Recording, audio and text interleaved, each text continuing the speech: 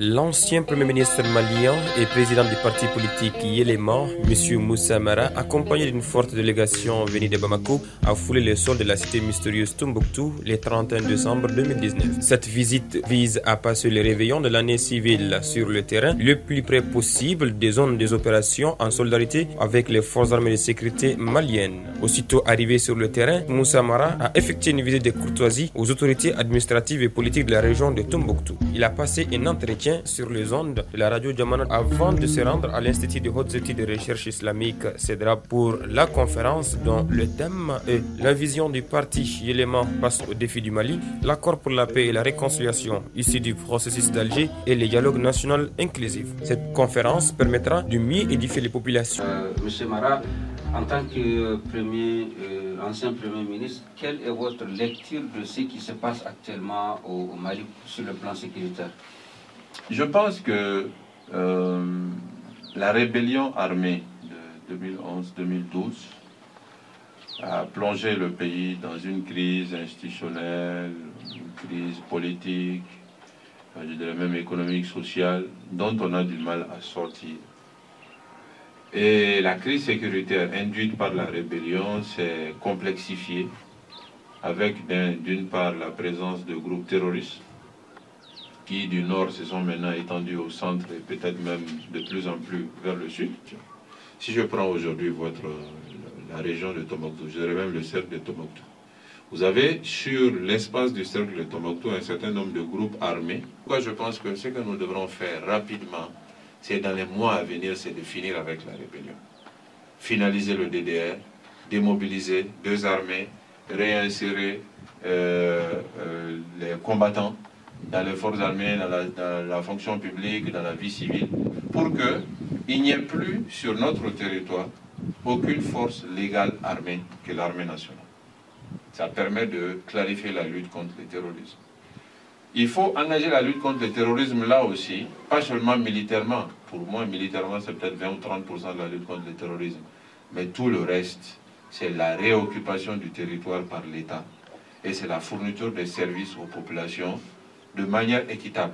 Quand je dis les services, les gens pensent à l'éducation, santé. Pour moi, le premier service, c'est d'abord la sécurité. Ensuite, la justice.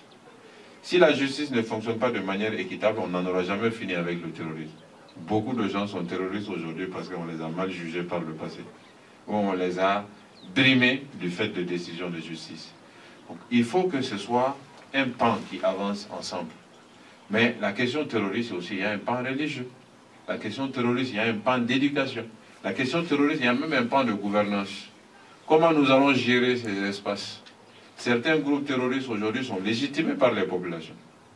Ceux-ci-là, ce n'est pas les tuer qui va permettre de régler le problème. C'est ce qu'ils portent comme message qui est accepté par les populations. Il faut que l'État s'approprie de ces messages. Donc vous avez toute une batterie de mesures qu'il faut prendre pour arriver à gérer de manière intelligente cette situation. Jusqu'à présent, l'État malien ne s'est pas montré capable de faire face à ces différents défis de manière intelligente. Et c'est ce qui nous a manqué. Donc c'est là la faiblesse de l'État. Absolument. Alors, parlant du DDR, certains trouvent qu'il y a lenteur au niveau du DDR parce qu'il y a des groupes armés qui mentent, par exemple, par rapport aux chiffres. Et aujourd'hui, lorsqu'on demande à ces groupes de faire parvenir une liste, par exemple, s'ils disent qu'ils ont 5000 hommes, aujourd'hui, ils ont la peine à mobiliser 1500. Alors, est-ce qu'avec ça, aujourd'hui, on peut rapidement aller vers le DDR? Mais si on suit les groupes armés, dont certains ont de mauvaise foi d'ailleurs, ce n'est même pas une question, ils ont le nombre là. Certains gagnent dans la guerre, certains gagnent dans cette situation-là. Eux là, ils n'iront pas franchement vers la paix. Mais il faut fixer un terme. Et en disant, le processus doit être terminé à telle date. Et ensuite, rétro-chronogrammer le processus. Dire, bon, maintenant, telle date, nous devons avoir les listes finalisées. Toute liste qui n'est pas finalisée à cette date, on estime que les gens ne sont pas d'accord. Et avoir un accord sur cela. Un accord avec eux et avec la MINUSMA dans le cadre du comité de suivi et dans le cadre des activités classiques de l'État. Et mettre en œuvre. Et n'accepter aucune exception. Si on n'est pas ferme sur un certain nombre de choses, c'est difficile.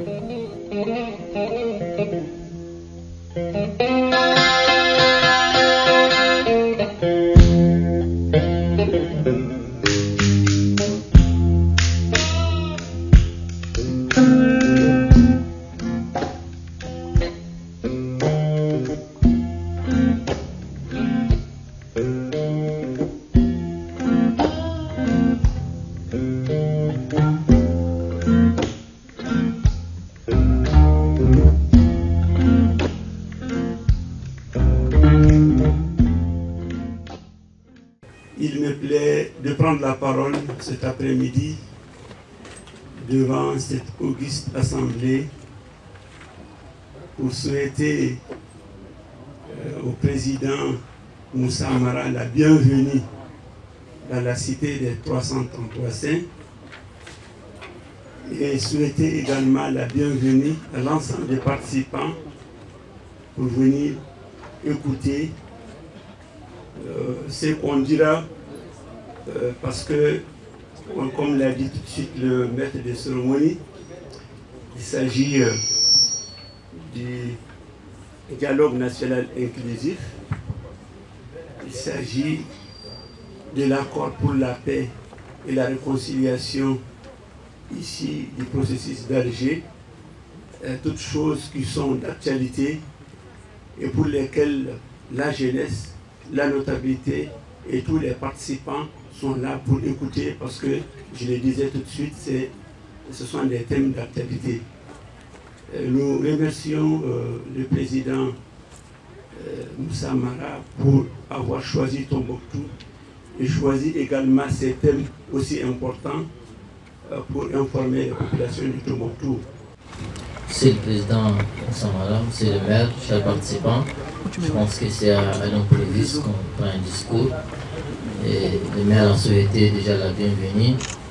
Et je me joins à lui également pour souhaiter la bienvenue à tout le monde, bon débat, bonne conférence.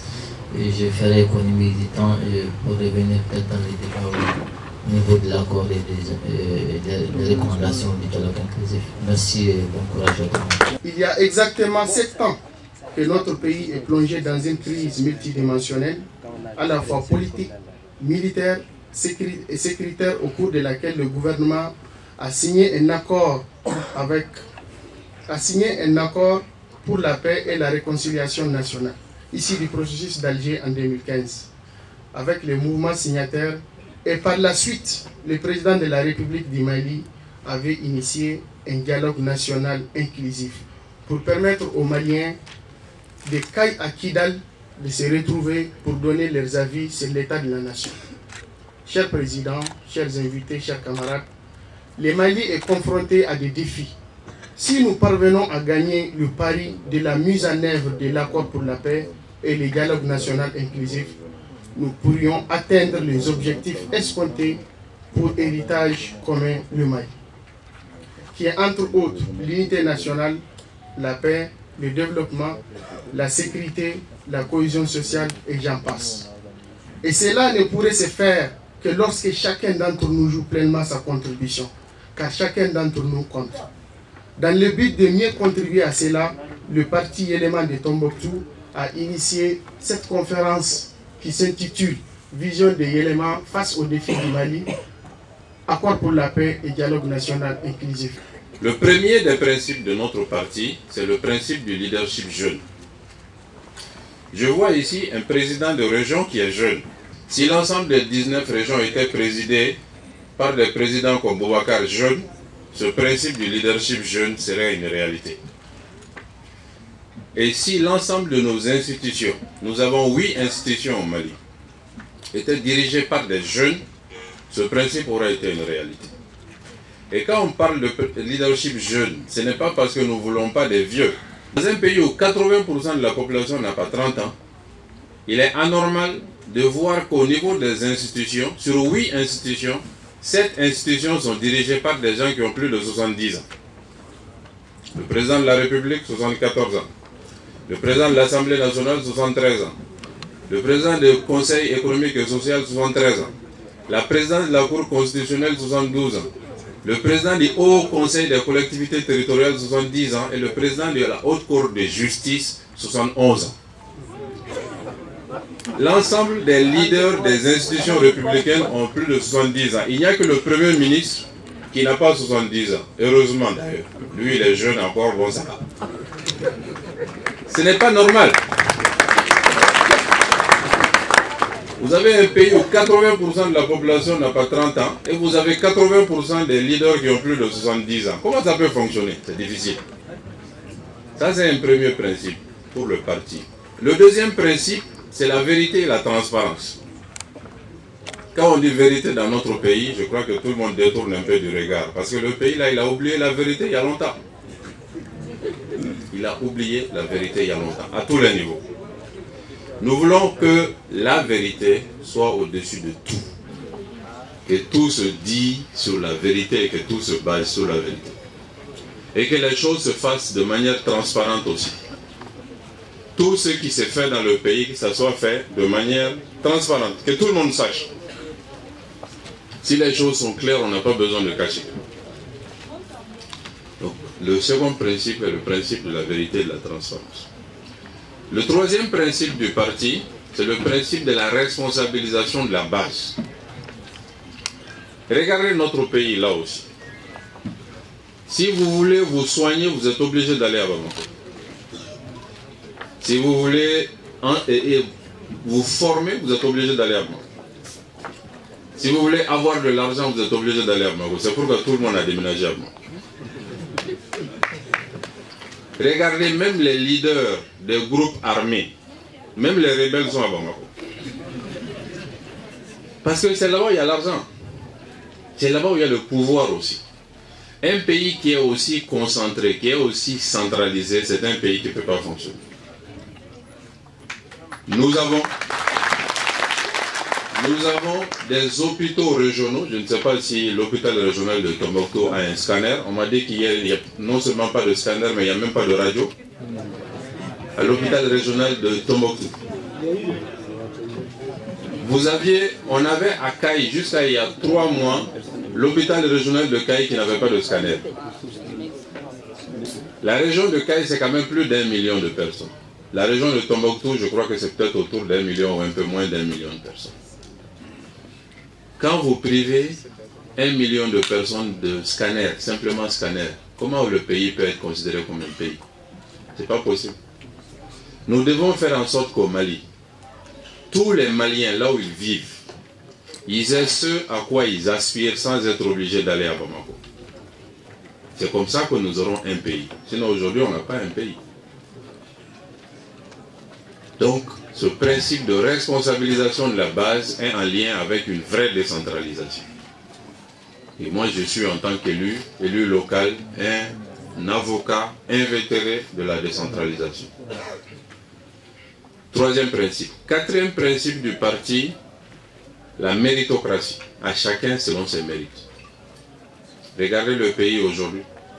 Si vous voulez avoir un poste, il faut avoir une relation. Si vous voulez avoir un marché, il faut avoir une relation. Les choses fonctionnent tellement sur la relation que vous, les jeunes, grandissent même avec l'idée que si on n'a pas de relation, on est mort.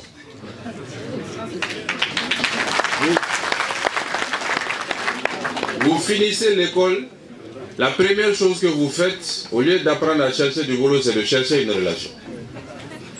Vous voulez aller faire le concours de la fonction publique, vous cherchez une relation. Quel que soit ce que vous voulez faire, c'est devenu maintenant un réflexe chez les Maliens. Parce que les choses fonctionnent comme ça, malheureusement.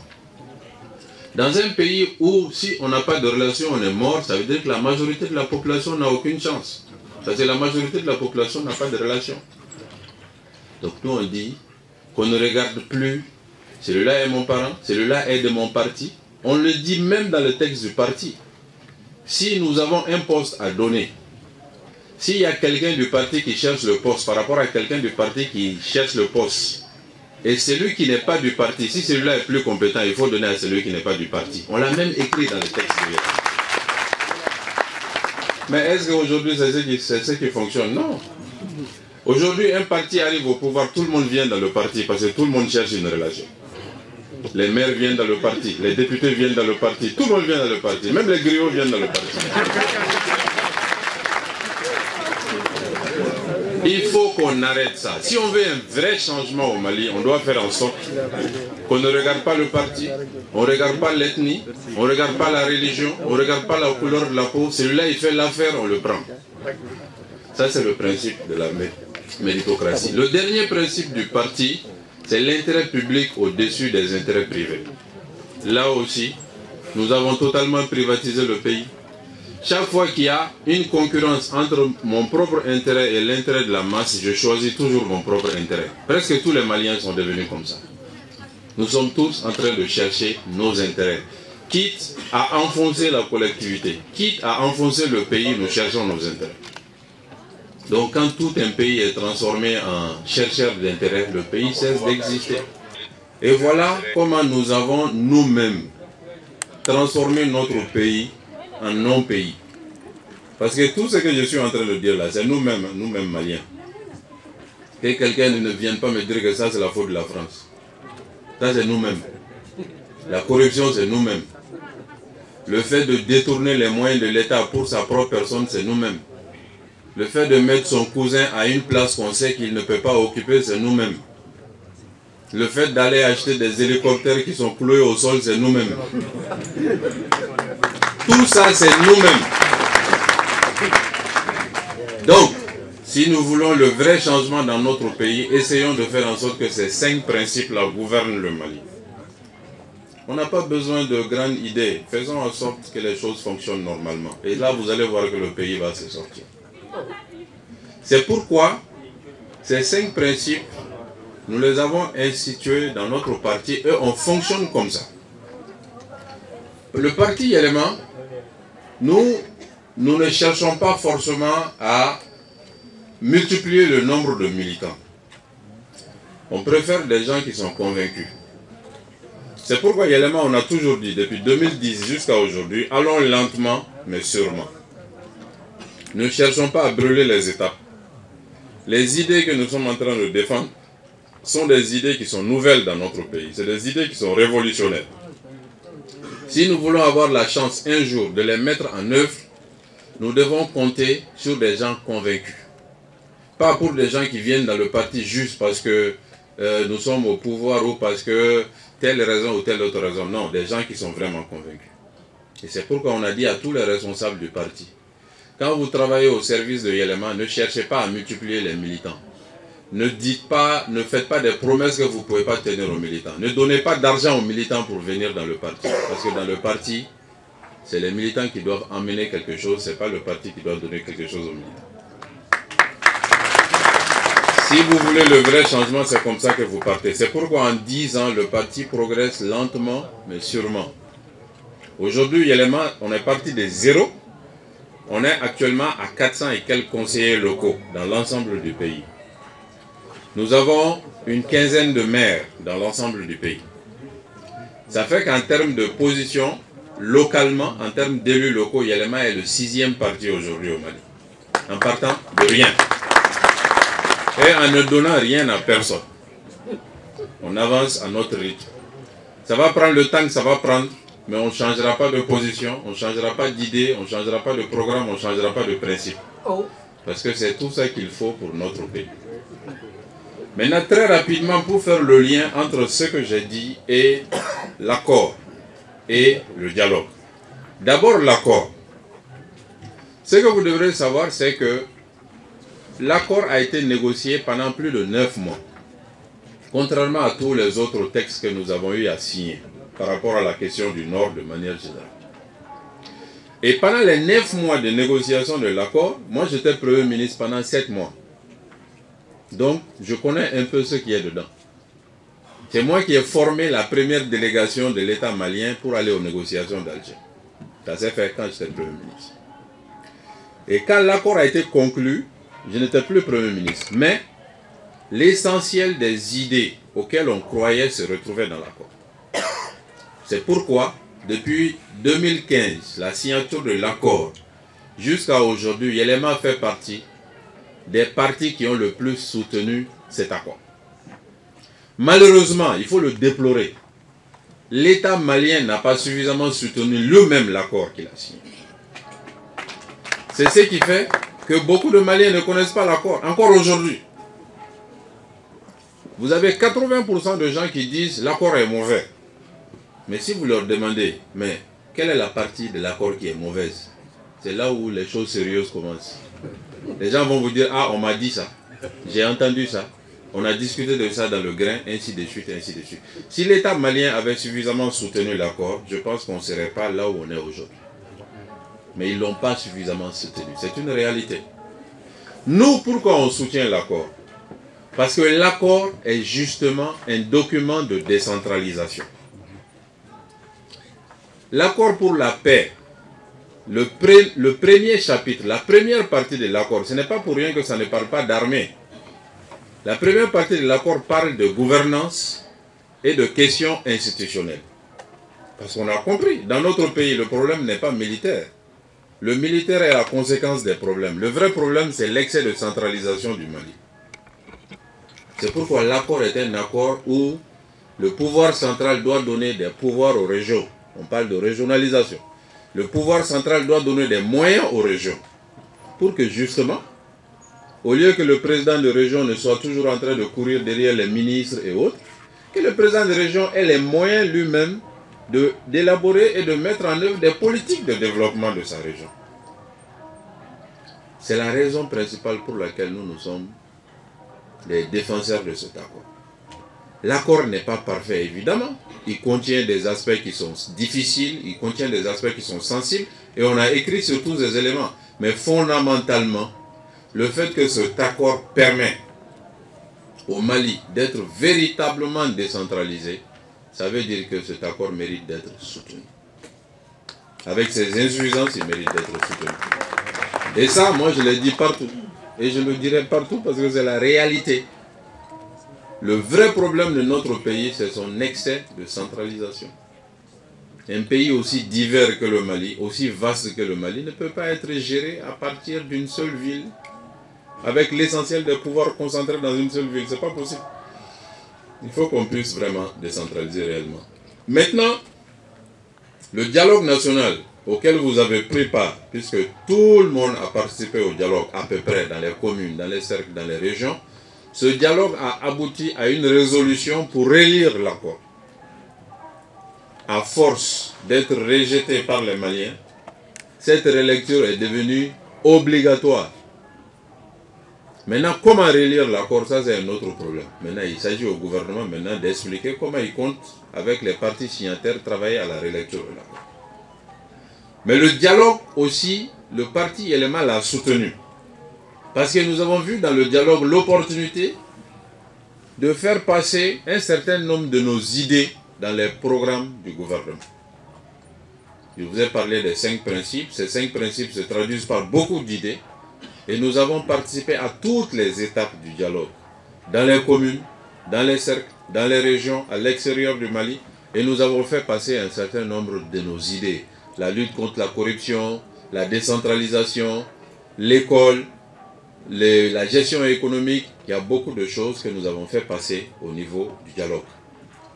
Le dialogue, c'est 4 résolutions principales, une centaine de recommandations qui sont aussi importantes, à peu près quelques milliers de suggestions qui sont venues des communes, des cercles et des régions, mais aussi plus d'1 million de suggestions qui ont été faites en ligne. Parce qu'il y avait une plateforme électronique et toute personne qui voulait soumettre des idées pouvait aller sur la plateforme et puis donner des idées. Il y avait plus de 1 500 000 connexions sur cette plateforme. Donc normalement, ceux qui dirigent le pays aujourd'hui, ils ont suffisamment de matière pour travailler à la sortie de crise. Qu'est-ce qu'ils vont en faire? Ah, on est tous assis maintenant, on le regarde. Le président hier soir encore dans son adresse au pays, il disait qu'il s'engage à mettre en œuvre les conclusions du dialogue. Bon, comme on dit en Bambara, sauf les sobolkenefle. On est assis, on le regarde. C'est lui et le gouvernement qui doivent maintenant mettre en œuvre les conclusions du dialogue. Nous tous, forces vives, partis politiques, sociétés civiles et autres, nous avons joué notre partition. Les gens sont venus, ils ont donné des idées, maintenant on va voir qu'est-ce qu'ils vont faire de ces idées. Les 4 résolutions, très rapidement, je vais vous les donner. Ce qu'il faut noter, c'est que les 4 résolutions ne sont pas classées par ordre de priorité. Il y a résolution 1, mais ça ne veut pas dire que c'est la plus importante. Résolution 2, ça ne veut pas dire que c'est la deuxième plus importante. Résolution 3, ça ne veut pas dire que c'est la troisième plus importante. Les 4 résolutions s'équivalent. Résolution numéro 1, c'est d'organiser des élections législatives. On ne veut plus d'autres prorogations de mandat de nos députés. Les députés, la Constitution dit qu'ils sont élus pour 5 ans. Le mandat est terminé. ils doivent aller soumettre leur mandat encore au vote des Maliens. Donc il est demandé à l'État d'organiser des élections législatives le plus rapidement possible pour que le prochain terme du 2 mai, ça trouve que nous ayons une Assemblée nationale élue. Première résolution. Donc ça veut dire plus de prorogation. Maintenant, comment le gouvernement doit s'y prendre? Ça, on est assis, on regarde. Première résolution. Deuxième résolution, c'est l'organisation du référendum. Les participants au dialogue ont reconnu, mais ce n'est pas nouveau, les Maliens savent, notre constitution doit être relue. Et ça, ce n'est pas lié forcément à la crise non plus, parce qu'en 1999, en 2009, nous avons tenté de relire la constitution. Alpha Omar Konaré a essayé en 2001, ATT a essayé en 2012. Ils ont tous les deux échoué et renoncé. IBK a essayé en 2017. La nécessité de la relecture de notre constitution ne fait pas de débat. Maintenant, comment ils vont le faire? Là aussi, on est assis, on regarde. Troisième résolution, c'est la relecture. Non, troisième résolution, c'est le redéploiement de l'administration sur le territoire. Hier, je parlais avec certaines forces de sécurité ici. Je leur demandais est-ce que le juge de Diré est à Diré? Est-ce que le juge de Niafunke est à Niafunke? Ils m'ont dit bon, le juge de Niafunke et Diré, ils sont à Tombouctou, mais ils vont à Diré de temps en temps. Bon. Ce que nous souhaiterons, c'est qu'ils soient à Diré. Le juge de Diré à Diré, le juge de Niafunke à Niafunke, et ainsi de suite. Bon. Donc il est demandé clairement à l'État de tout faire pour que l'administration soit redéployée, les forces armées reconstituées soient redéployées, et ainsi de suite, sur le territoire. Ça, c'est la troisième résolution. Comment ils vont le faire? On est assis, on le regarde. Dernière résolution, c'est la relecture de l'accord pour la paix. Là, le dialogue a demandé à ce que l'accord soit relu, mais le dialogue n'a pas dit qu'est-ce qui doit être relu. Le gouvernement, normalement, sait qu'est-ce qui doit être relu. Parce que le gouvernement, il est censé savoir l'opinion des Maliens. Il a des services de renseignement, il est lui-même au niveau des Maliens, donc normalement, il doit savoir ce qui doit être relu. Selon l'article 65 de l'accord pour la paix, les partis signataires doivent s'entendre sur la relecture. Donc le gouvernement doit aller vers les partis signataires pour maintenant essayer de faire relire l'accord. Là aussi, on est assis. On attend de voir qu'est-ce qu'ils vont faire. Le peuple a fait sa part, nous avons tous fait notre part. On attend de voir ce que les semaines à venir, les jours à venir, le président et son gouvernement vont faire pour mettre en œuvre les résolutions du dialogue. Nous sommes persuadés que si les résolutions, les recommandations et autres suggestions sont appliquées, normalement ça devrait aider le pays à sortir des difficultés. Mais là aussi, on attend le gouvernement doit faire. Ce que je vais simplement dire, je vais terminer par ça. Pour mettre en œuvre les recommandations du dialogue, le gouvernement est obligé de construire l'unité des Maliens autour des réformes. C'est dans ce sens-là que nous, au parti Élément, on a toujours recommandé au président de travailler avec l'opposition. Tant que vous avez une partie de l'opposition qui rejette un processus, et que cette partie est significative, personne ne peut dire aujourd'hui que Soumaïla et ces gens ne sont pas significatifs. Personne ne peut le dire. Ils sont allés au deuxième tour de l'élection l'année dernière. Soumaïla lui-même est allé chaque fois au deuxième tour des élections auxquelles il a participé. On ne peut pas dire qu'il n'est pas significatif. Si vous laissez une partie de l'opinion de côté, vous risquez d'avoir des difficultés pour conduire des réformes importantes comme ce qui vient d'être dit. Donc ce que nous demandons encore une fois aux autorités, c'est de ne pas faire la sourde oreille ou l'oreille dure vis-à-vis de l'opposition et dire on va aller comme ça tout seul. Nous sommes à peu près sûrs que ça ne peut pas marcher s'ils continuent de se comporter comme ça. Ça c'est le conseil qu'on peut donner. Plus les Maliens sont unis autour des idées de réforme, mieux les réformes auront des chances d'être mises en œuvre. Plus les Maliens sont divisés, moins nous aurons de chances de les mettre en œuvre. Voilà ce par quoi je voulais terminer. Très rapidement, en vous remerciant vous tous d'être là et en étant à votre disposition s'il y a jamais des questions à répondre.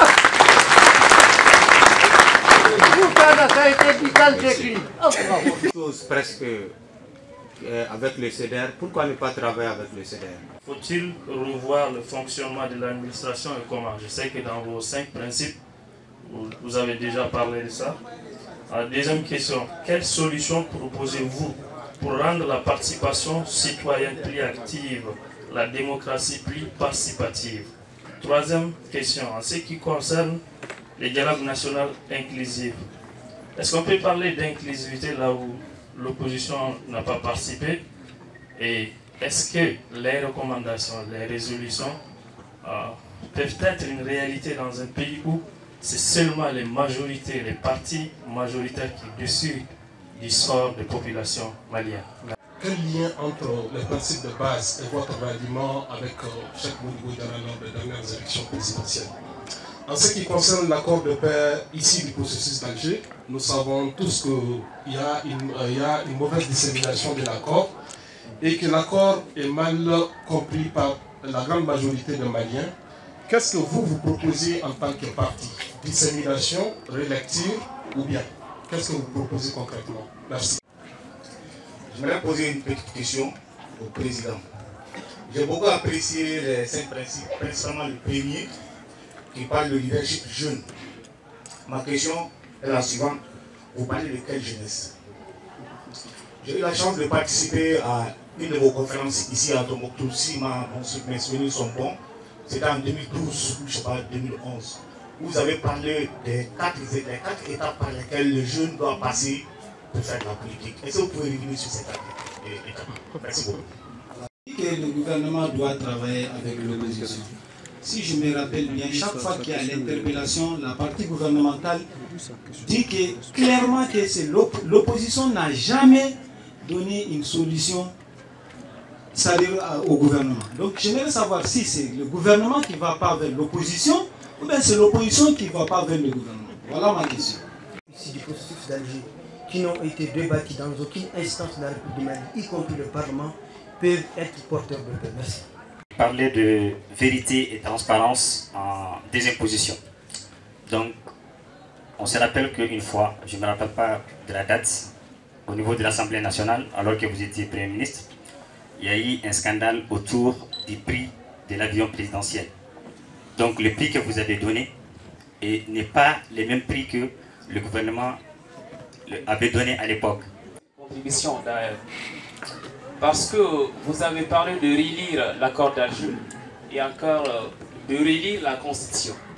Et j'aimerais savoir, relire est synonyme de l'élaboration de la Constitution du 25 février 1992. Et si oui, ça ne pourrait pas se faire parce que toutefois, l'article 118 de la Constitution donc, il stipule que tout simplement quand le territoire est menacé, donc ça ne peut pas se faire. Et vous avez pas... On sait tous que le président Soumaïla Cissé a participé à la plupart des élections au deuxième tour. Et moi, personnellement, j'étais très surpris du boycott de l'opposition pendant le dialogue national qui s'est tenu. Alors que cette opposition n'est pas insignifiante. Alors, selon vous, qu'est-ce qui explique ce boycott qui continue à se manifester par l'opposition? Merci. Laissez comme ça. Et puis, comme moi, je suis très gourmande, moi je voulais demander, Monsieur le Président, comme on était quand même persuadé du changement avec l'armée de l'UMA, et le Président aussi parle de leur démarche si lente, alors que nous, les jeunes diplômés sans emploi qui n'ont pas de relations là, je vais lui demander nous comment on devrait faire, parce qu'avec leur démarche là, l'âge aussi avance. On est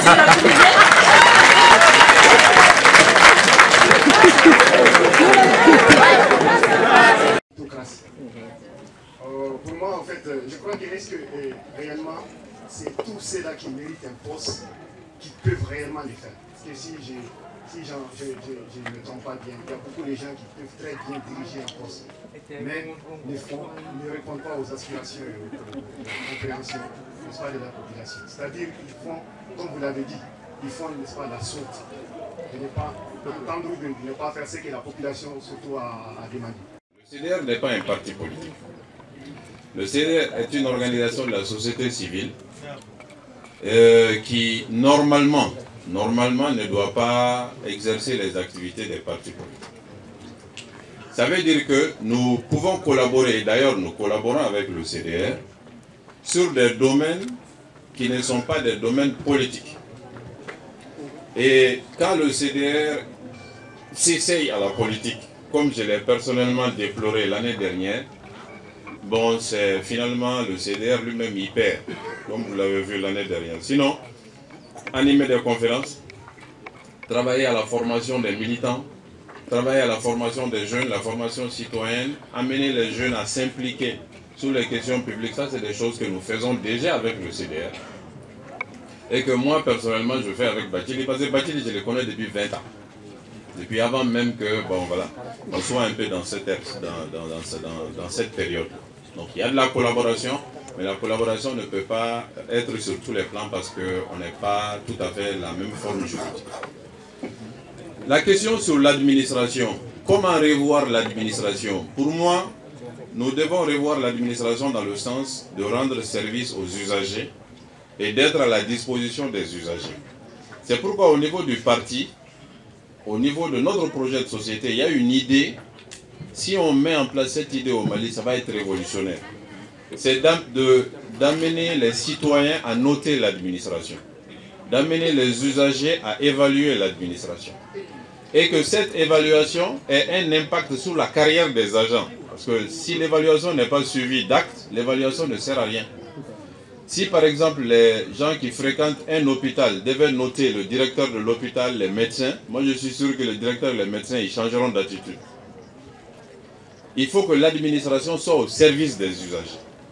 Toutes les réformes que nous devons faire de notre administration, ça doit être dans ce sens-là. Parce que l'administration n'a aucune autre vocation que de servir les usagers.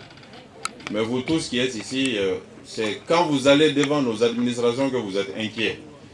Et ça, c'est pas normal. On doit aller dans l'administration en étant heureux parce qu'on va y trouver des solutions plutôt que des problèmes. Ça, c'est pour moi un peu les changements à apporter aux questions administratives. Comment faire en sorte que les citoyens s'impliquent davantage? Moi, je pense qu'il faut travailler sur la confiance. Qu'est-ce qui fait qu'aujourd'hui, beaucoup de Maliens ne s'intéressent pas aux questions de citoyenneté, aux questions politiques? C'est que les gens n'ont pas confiance aux élites.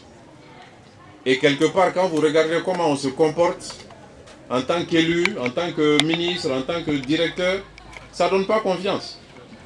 Celui qui est mis à un poste, la première chose, c'est comment s'enrichir le plus rapidement possible et comment mettre mes proches dans les postes de décision. Et du coup, les gens n'ont pas confiance. Je pense que nous devons travailler à réinstaurer la confiance entre la base et le sommet dans notre pays. C'est ce qui peut amener progressivement la base à s'impliquer sur les questions de citoyenneté. Maintenant, sur la question de l'opposition, il y a deux positions. Une position qui dit que le dialogue ne sert pas à grand-chose si l'opposition n'y est pas. Et une autre position qui dit que l'opposition, de toute façon, ils sont dans l'obstruction, ils ne donnent aucune idée, comme la majorité le dit. D'abord, je suis moi-même, personnellement, intervenu plusieurs fois, à tous les niveaux. Même le dernier jour du dialogue, j'ai demandé à ce qu'on prenne une résolution spéciale pour demander au président de la République d'aller chercher l'opposition. Bon, dans la salle, il y avait plus de majorité et du coup, ils ont rejeté ma résolution. Le problème dans notre pays, c'est que nous avons des problèmes de personnes, pas des problèmes d'idées. La majorité, ils ont des problèmes de personnes avec les opposants. Et les opposants aussi ont des problèmes de personnes avec la majorité. Et ce qui est bizarre, c'est que tout ce monde-là, ils étaient ensemble dans un même parti il y a simplement 20 ans. Ils sont en train de prendre notre pays en otage. C'est une réalité. Et du coup, nous, leurs enfants et leurs petits-enfants, on est en train d'essayer de parler entre eux pour qu'ils s'entendent. Ce n'est pas normal. Ça veut dire que le dialogue sans l'opposition, il perd forcément de sa crédibilité. Surtout l'opposition qui est représentative. J'insiste beaucoup dessus. Il y a beaucoup de gens qui se disent opposants qui ne pèsent pas 0,001% de la population. Mais ceux qui sont significatifs, on ne doit pas faire des choses aussi importantes sans eux. Mais eux aussi, opposants, ils doivent comprendre que s'ils ne prennent pas le train du dialogue est en train d'avancer. Et les Maliens qui ne sont ni de la majorité ni de l'opposition, qui ne sont même ni de la politique, ont participé au dialogue. À un moment ou à un autre, on risque de les oublier. Il faut qu'ils le comprennent. Ce n'est pas le moment de faire de la politique maintenant, c'est le moment d'essayer de sauver le pays. Les opposants, ils veulent diriger le pays demain. Mais si le pays n'existe pas aujourd'hui, qu'est-ce qu'ils vont diriger demain? Rien. Donc il faut que et la majorité entende raison et l'opposition entende raison. Moi, je parle et au président et à Ousmane. Mais le problème, c'est que tous les deux sont sur des attitudes qui sont difficilement compréhensibles. Je ne veux pas parler à un tel, je ne veux pas parler à un tel. Quand il s'agit de pays, là, on ne doit pas dire ça. Hein? Encore une fois, on les interpelle et on les appelle. Il faut que chacun mette de l'eau dans son vin ou de l'eau dans son lait et qu'ils mettent le Mali au-dessus. Moi, je pense que c'est ce qu'il faut noter, quoi. Ils sont tous les deux significatifs, ils ont à travailler ensemble. Voilà ce que je voulais dire un peu sur cette question. Maintenant, les liens entre les principes du parti et le choix à Cheikh Modibo. Yelema, en 2017, en novembre 2017, on a organisé un congrès. Et nous avons dit dans ce congrès que nos idées, là, les principes tels qu'on les a développés, ces principes ne se retrouvent aujourd'hui ni dans la majorité, ni dans l'opposition. Parce qu'en réalité, la majorité et l'opposition, c'est la même chose. Hein. Je vous le dis, en termes d'idées, là, c'est la même chose. Il n'y a pas vraiment de différence. Donc, comme on ne se retrouve ni dans l'un ni dans l'autre, nous, on doit travailler à constituer une troisième voie. Et seule cette troisième voie peut amener le vrai changement au Mali. On a dit ça en novembre 2017. Mais on a dit aussi que cette troisième voie, les hommes politiques qui sont dessus, individuellement, aucun d'entre eux ne peut gagner le pouvoir en 2018. Individuellement. Sauf s'ils se mettent ensemble. Et là, Yelema a dit, on met le président du parti en mission. Il faut faire en sorte que tous ces gens-là se mettent ensemble. Les Aliou Diallo, Cheikh Modibo Diarra, Amadou Touré, tous ceux qui sont neufs là. Qui se mettent tous ensemble et qui choisissent un seul candidat. Moi, j'ai fait 3 mois. Essayer de faire en sorte qu'ils s'entendent. Ils ne se sont pas entendus. Chacun veut être président. Même celui qui a que 0,001%, il veut être président. Maintenant, nous, on a dit, comme chacun individuellement veut être président, nous, on va quand même renoncer à notre candidature pour l'histoire. Parce qu'un jour, comme on dit en Bambara, un jour, on va en parler. C'est pourquoi nous, Yelema, on a décidé de retirer notre candidature. Pour montrer que nous, ce qui nous intéresse, ce n'est pas nous-mêmes, c'est le pays.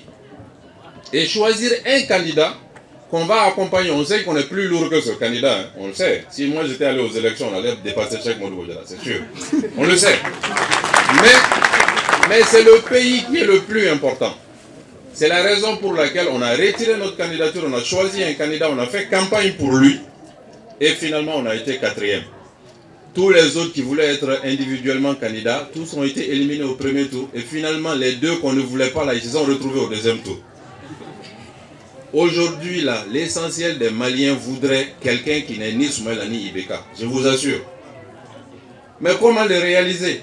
Il faut que ceux qui ne sont ni l'un ni l'autre se mettent ensemble parce qu'individuellement, ils ne sont pas encore prêts. Voilà la raison pour laquelle nous avons décidé de soutenir Cheikh Modibo Diarra en 2018. Maintenant, l'accord, est-ce qu'il faut relire? Est-ce qu'il faut plutôt le disséminer? Aujourd'hui, on n'a pas le choix, il faut le relire. Parce que les Maliens sont maintenant butés sur l'accord. Il faut le relire. Quels sont les aspects qu'il faut relire? Les partis signataires, ils vont en discuter. Après, s'ils s'entendent, ils vont venir nous expliquer ce qu'ils ont relu. C'est peut-être là où les problèmes vont commencer. Mais il faut le relire. Et si jamais on le relit, il faut ensuite maintenant ne pas commettre l'erreur de la dernière fois. C'est-à-dire faire comme si ça va de soi et essayer de l'appliquer sans que les Maliens comprennent. Donc c'est là où l'explication, la dissémination, les débats organisés à l'Assemblée nationale et un peu partout, il faudra organiser pour que les Maliens comprennent maintenant cet accord relu, c'est quoi exactement. Et les Maliens le soutiennent. Tant que les Maliens ne soutiennent pas l'accord de paix, on n'ira nulle part. Et ça, je pense que le gouvernement doit le comprendre. Donc pour moi, il faut relire et ensuite disséminer. Maintenant, il y a une question, j'ai dit impliquer le leadership jeune, mais quelle jeunesse? La question sous-entend que la jeunesse malienne n'est pas prête. Il y a beaucoup de jeunes maliens qui sont comme moi-même, ou qui sont comme moi j'étais il y a 10 ans.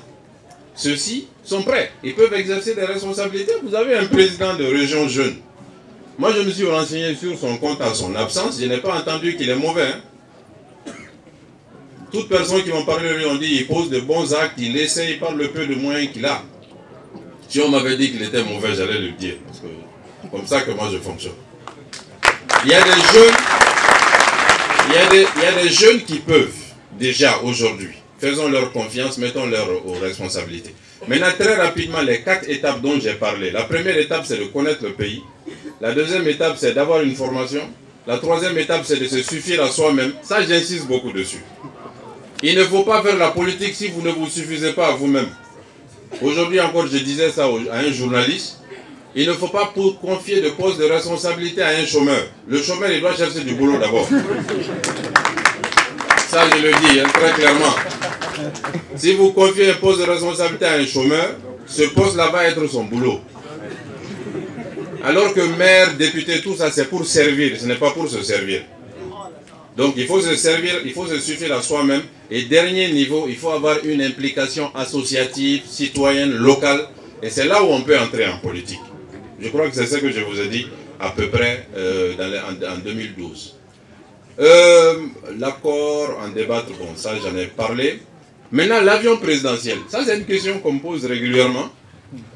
J'ai donné 10 000 fois les explications. Je vais donner 10 001 fois. Voilà ce que j'ai dit et voilà ce que le président de la République a dit. Le président de la République a donné une interview, IBK, à Jeune Afrique, où il a dit l'avion, nous l'avons acheté 18 milliards et demi. Ça, c'est ce que IBK a dit. Moi, j'ai dit à l'Assemblée nationale, l'avion nous a coûté 20 milliards. Donc, du coup, quand vous regardez 18 milliards et demi, 20 milliards, c'est un problème. Sauf qu'on ne dit pas tout à fait la même chose. On a payé l'avion 18 milliards et demi. Ça, c'est ce que le propriétaire de l'avion a reçu. L'avion a été acheté. Et l'avion a été acheté. L'avion était basé à San Francisco, aux États-Unis, en Californie. L'avion a passé 3 mois en Californie. Nous avons payé des frais de parking.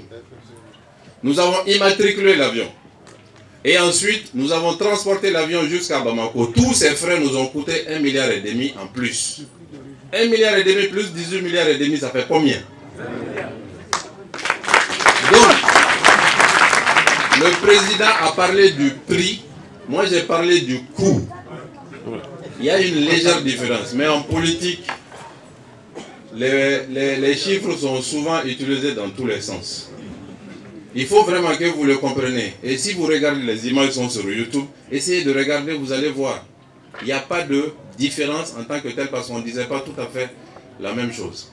Donc voilà ce qui s'est passé. Maintenant, ce qu'il faut aussi noter, et c'est important, l'avion présidentiel a été acheté. Moi, je n'étais pas Premier ministre. Moi, mon problème, c'est que l'avion est arrivé le lendemain de ma nomination comme Premier ministre. Donc je suis tombé dedans, quoi. C'est ça mon problème. Ça a été acheté du temps de Tatamli. Moi, je n'étais même pas au courant. Parce que j'étais ministre de l'urbanisme. Ces choses-là se sont faites entre le ministre de la Défense, de l'équipement, le ministre de l'économie, le Premier ministre et le président. L'avion est arrivé en même temps que moi, voilà ma malchance. Je suis allé à l'Assemblée, les députés ont posé la question à moi, alors que quand ça a été acheté, je n'étais pas là. Donc j'ai été obligé, en tant que Premier ministre, de donner les informations que les services m'ont données. Donc il faut vraiment faire la part des choses. Maintenant, aujourd'hui, on parle plus de l'avion présidentiel sur Mara que sur Ibeka lui-même.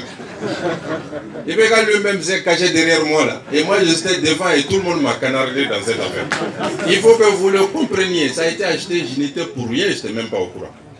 Je suis devenu Premier ministre, l'avion est arrivé le lendemain de mon arrivée. Voilà mon problème. Très rapidement sur cette question. Sur l'article 118, il y a des débats. Hein. C'est lui qui dit qu'on ne peut pas réélire la Constitution parce que l'intégrité du territoire est menacée. Il y a des débats entre les juristes. Mais ça met l'accent sur le fait que nous devons réaliser l'unité des Maliens. Si le président et son équipe ne réalisent pas l'unité des Maliens autour de la question de la révision, il va y avoir des problèmes. Parce que des gens vont sortir, ils vont employer des arguments et des difficultés vont surgir. C'est pourquoi nous appelons le chef de l'État et son équipe à tout faire pour réaliser les conditions politiques nécessaires à la mise en œuvre des recommandations du dialogue. S'ils ne le font pas, on va avoir des soucis l'année prochaine, et cette année 2020, au moment de la mise en œuvre des conclusions du dialogue. La question de citer 2 objectifs. J'ai parlé de 5 principes Le premier objectif de notre projet de société, c'est la construction d'un État. Parce que nous estimons que notre État mérite d'être construit, il n'est pas encore construit. Le deuxième objectif du parti, c'est la construction du Malien de type nouveau. Parce que là aussi, il y a beaucoup d'efforts à faire. Le Malien d'aujourd'hui, là, il n'a que des liens très lointains avec le Soudanais des années 50 et des années 40. Il y a des efforts à faire. Un autre objectif, c'est la société malienne après la création de richesses. On m'a posé des questions, donc je donne quelques éléments par rapport à ça. Maintenant, la méritocratie, il y a une question sur la méritocratie. La méritocratie, elle n'est pas seulement technique. Le mérite n'est pas seulement technique. Je crois que vous compreniez qu'il faut mettre au poste uniquement des gens techniquement compétents. Le mérite, il est aussi social. Le mérite, il est aussi politique. Pour un poste déterminé, celui qui le mérite, généralement, ça se sait. Ça peut être sur le plan des critères politiques, des critères techniques et d'autres types de critères. Mais ce qui est sûr, il faut que ce soit objectif. Dans notre pays, ce n'est pas ce qui est fait. On met simplement les gens parce que voilà, ce sont nos relations et autres. Maintenant, sur la dernière question, la question de madame, vous avez raison. Les principes, il y a toujours des exceptions aux principes. Le parti rappelle le principe, mais le parti agit comme aussi les leaders agissent en tenant compte de certaines situations qui sont des situations exceptionnelles au principe. Quand on dit leadership jeune, il ne s'agit pas de mettre des jeunes partout et de laisser les jeunes un peu plus âgés par rapport aux jeunes un peu moins âgés. Mais il s'agit aussi de temps en temps de doser. Et la question du genre, vous n'en avez pas parlé, mais la question du genre est aussi importante. Vous avez été la seule femme à poser la question, à poser une question dans cette salle, alors qu'il y a énormément de femmes. Et nous sommes persuadés que tant que les femmes ne jouent pas un rôle moteur dans notre pays, ça va être compliqué. Parce que ce sont elles qui jouent un rôle moteur à la maison. Donc il faut que le rôle moteur vienne aussi sur la place publique. Donc nous prenons bien en compte ce que vous avez dit et on va travailler avec ça. Donc là maintenant il ne reste plus qu'à clôturer, en tout cas pour ma part. Oui, et peut-être à vous formuler des vœux parce qu'on est le premier jour quand même de l'an, quelqu'un l'a dit dans la salle. Le seul souhait pour moi qu'il faut faire, c'est que dans un an, nous nous retrouvions tous, après avoir constaté que 2020 a été meilleur que 2019. Parce que 2019 a été très compliqué pour notre pays. Il était même catastrophique. Faisons en sorte, nous tous, prions le bon Dieu de faire en sorte que 2020 soit meilleur que 2019. Voilà, merci à vous tous. Et vive le Mali. Merci. Président, pour clôturer. Je vais juste, c'est difficile de parler après Mara, mais quand même, je vais me faire un peu l'exercice de commenter quelques points qui paraissent vraiment importants, puisque c'est l'occasion, on était venu ici, c'est vrai que c'est la conférence des partis éléments, mais il y a des sujets très importants, le dialogue, les recommandations du dialogue et la lecture de l'accord, notamment l'accord de la paix et la réconciliation. Je voudrais juste, en tout cas, attirer l'attention, parce que j'ai participé activement au dialogue national et il y a assez de recommandations qui concernent même la région de Tombouctou, que nous avons, puisque j'étais quand même parmi les représentants de la région.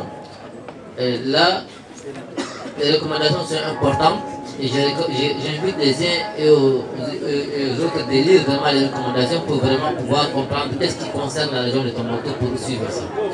L'autre aspect, c'est l'accord. La question, c'est l'accord.